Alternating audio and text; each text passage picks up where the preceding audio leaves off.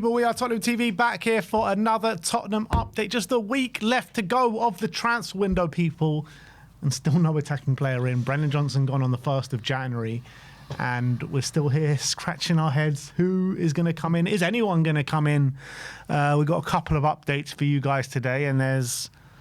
First one we're going to talk about is potential outgoing after Thomas Frank has reportedly said that, he said it in the press conference, didn't he, that no, we doesn't want to see any more outgoings from now to the end of the window. However, Fabrizio Romano is reporting that Juventus have called about Randall Kolo Muani in the last 24 hours. However, there are two problems that make the deal complicated. Thomas Frank doesn't want to lose any more players, and relations between Juventus and PSG are frosty after tense summer negotiations for Muani. So PSG aren't enthusiastic about the idea of negotiating with them again. For me, I would love to see him out the door. I think, he's done nothing for Tottenham Hotspur so far. He really hasn't. And he just looked lazy. He doesn't look like he wants to be here. And I think it's just better just to try find someone else. And, there's reports just now that David Ornstein is just reporting that there's been a 35 million bid from Nottingham Forest for Mateta. Why not send Muani back and get Mateta through the door? If they can get him for 35, I guess that was the situation we were talking about yesterday about the injury situation. So maybe that's a big reason why, and I can understand it from that sense. But surely, if Juventus can get Muani, maybe we can get a Jonathan David on loan for the rest of the season or something like that. Yeah, I wonder if Juventus have been in his ear, because it pretty much has coincided mainly with January opening, then his performances have rapidly declined, even though he wasn't exactly playing well before. But at least we saw like a bit of endeavour about him, and people weren't too unhappy with him.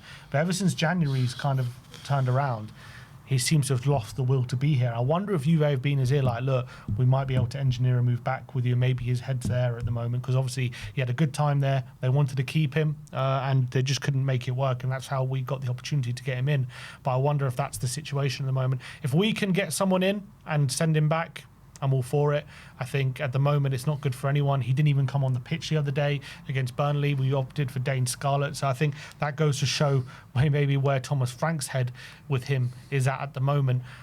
Obviously, if we were to get a different manager, maybe a different voice could help him, and maybe that something else could ignite him, and that could be a different situation. I obviously think there is a good player in there, but it's not good for anyone, the situation with him right now. He seems a bit disinterested, and that's obviously not a situation we want with a lone player who's obviously here temporary. He should be fighting for a permanent deal, and it seems like he's got no interest in being here. So from that point of view, I would like to send him back, but it needs to be with someone coming back, because we can't be left so short. We need numbers, and even if it's him being here with the hope that we can turn something around and get something else out of him, it's better than nothing. So from that point of view, I can understand Frank's reluctance to let him go right now, but I would definitely be looking at alternatives and trying to see if we can make something happen. And maybe even if it is Mateta, it's a weird one with him, because he's got this knee problem which needs to be sorted out, and he's also not been in great form recently. But we know he's a very good striker, and if we have confidence we can sort that problem out, I'll try and get him through the door. Yeah. It's just not a great situation now. We've got this guy who clearly doesn't want to be here. We've got Matisse Tell that doesn't want to be here, with the treatment from Thomas Frank. We've got Brennan Johnson, who we let out the door. We've got Kudus, who's injured. Like, we need wingers through the door. I know Muani is a problem in itself, but also letting him go creates another problem, because we need to bring in someone else through the door. It's just like, we've got a week to do all this, and we're probably not going to do any of them. Yeah, knowing Tottenham. Look, I think there is going to be movement after the Champions League group stage is done, and everyone knows exactly the state of play, because I think especially Champions League teams, they always want just their full squad available just for that last game, and I think there might be some movement after it, and I think there's going to be a bit of a mad dash between a lot of teams, I reckon, in that last week. It has been a very quiet window, hasn't it, from pretty much all teams. Let's talk about one of those names that we always seem to crop up during transfer windows, is Dusan Vlahovic. As Team Talk are reporting that Tottenham are one of a number of clubs interested in signing Juventus forward Dusan Vlahovic in the upcoming summer transfer window. His contract with the Italian Giants is due to expire at the end of the season, which has created a big race to land his services on a free transfer. The report claims that Spurs and Chelsea have both refused to back away from discussions, as they are both keen on remaining in ongoing talks with his representatives. Refused to back away from discussion. Never heard that one before. He's actually been all right this season, to be fair, Vlahovic. They brought in David and Openda because they wanted to upgrade on him, and he's ended up playing most of the time. So fair play to him. I don't know if he's a long-term option for us. I wouldn't mind him with another one, or maybe him and Solanke. I guess that's two pretty decent options. But again, depends how much he's going to cost and all that kind of stuff. But he's a free, but big wages it'll be. Big wages. I'm not sure about him. I'm honestly not. I'm not sure if it's worth the trouble. But like when you're looking at the striker market, yeah, the striker market, and you're looking at like who we can attract, like surely he's near the top. Yeah, potentially. Because I'm looking at it and I'm like, who else are we going to get that's better? You've obviously got Mateta, who I think we can attract, but you talk about this knee injury and knee problems and long-term knee problems that he has.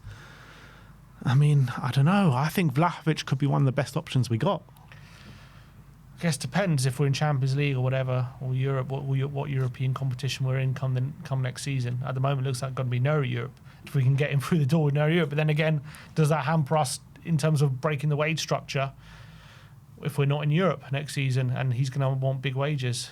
Yeah, it's a difficult situation. And also, obviously, if it is a shootout between Spurs and Chelsea, unfortunately, there's probably only one winner there. There's a clear spot in that Chelsea team for him, isn't there? Definitely, they need a striker right now. Yeah. Let's talk about Andy Robertson again. Yesterday, we brought the news that the deal is off. However, Fabrizio Romano says that Andy Robertson to Tottenham is still one to watch. The deal is not considered completely off. A domino effect could occur as Roma are interested in a left-back from Wolves, which could allow Tsimikas to return to Liverpool, and then Robertson will be allowed to go to Spurs. As Roma did make a first proposal for Wolves left-back David Muller-Wolf. However, Alex Crook has suggested that first offer of €8 million has been rejected, but maybe we haven't heard the last of it. Lyle Thomas said they're moving on to other targets, but apparently if they're moving on to other targets, that means they haven't given up on getting one in. And this one, I feel like obviously Robertson to Tottenham is already agreed, isn't it, pretty much? So that deal can be done very quickly. As soon as Roma gets someone in, Tsimikas goes back to Liverpool, I think everything can move pretty swiftly, but it all depends on Roma getting someone in, and there's not long left, and if they haven't got anyone in by now, it's going to be a difficult, tricky one for them. But there's a domino effect that can fall very quickly if all things fall into place. I wouldn't rule this one out. Not that I'm desperate for it anyway, but I'm trying to look at this like from Roma's perspective. Unless they're not happy with Tsimikas, and they don't have to let him go. Like, what's the rush here for Roma? Like, it feels like Roma are being put out here for like kind of no reason, really. I don't know if he's playing every game or not. I don't know if he's their first choice, and maybe they feel like that if obviously they weren't looking for a left back last week, and now they're looking for a left back. So that would suggest like they're just trying to get rid of him to facilitate Liverpool and Tottenham when they don't really have to. True, unless they're not against signing someone else. Yeah, it just seems like such a weird situation. It's a very strange one. Very one that's quite a rare one. But look, Robbo, we've all obviously had our opinions on him. I'm open to having him in the squad. I think we could do with someone like him right now for sure. But I don't think our performances on the pitch in the short term anyway are going to massively improve just by having him around. Just give us another option. And a good voice in the dressing room. Yeah, and more flexibility with the doggy as well. So I think it could be a good thing. But in terms of like Robertson coming in, that means we're going to start winning games now. I don't think that's going to be the case. No, I'd agree with that. We need a lot more to keep doing, or we need another manager to do that, to be fair. But that's that situation. Do you think this one happens in the end? I don't know if Roma are going to get someone. I think my gut's telling me it does, but I don't know. Yeah, I mean, we did say when it happened that this could go right down to the wire, deadline day thing. And obviously that seems to be what it could be like. I bet you we come in here the morning of deadline day and this is still rumbling on. Well, this is going to be our headline deal. We're not even looking at Spurs transfers. We're looking at Roma transfers. Yeah. This is going to be our big deadline day signing. All right, so Roma signing a left-back today. What's going on? Come on.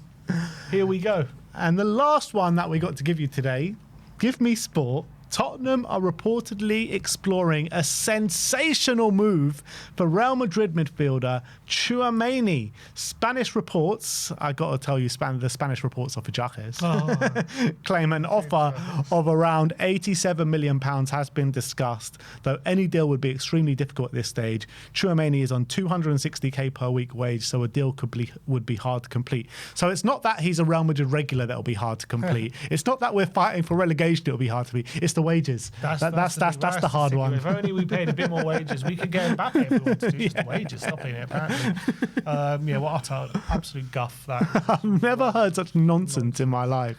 Honestly, why do these people even bother putting this on the internet? Who are these?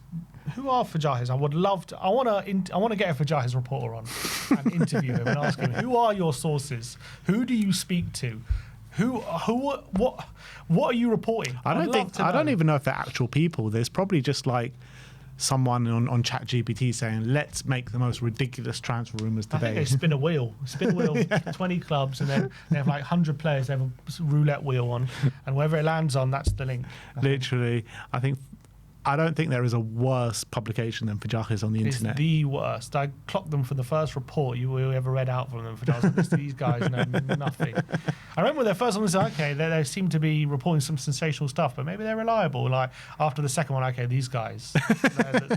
Why are we even talking about them? We'll keep bringing them. Exactly. We'll keep bringing them. Let us know in the comments. Should we keep reporting on Fajajes? I want to know what you would say in the comment section. But yeah, I'll take Tchouaméni. I will take him. I'm not even going to bother commenting on would I or would I not. Obviously, he would come in as the best player at the football club. But there is no chance in hell that he would even think about it. Never mind come. So swap deal for Bentancur? Yeah. Van der Ven for Tchouaméni? Oof. No, maybe. I don't know. All right, well, that is your Tottenham update for today. Let me know in the comment section below your thoughts regarding all the news stories that we have brought you today. Like, subscribe, and comment. And as always, come on, you Spurs.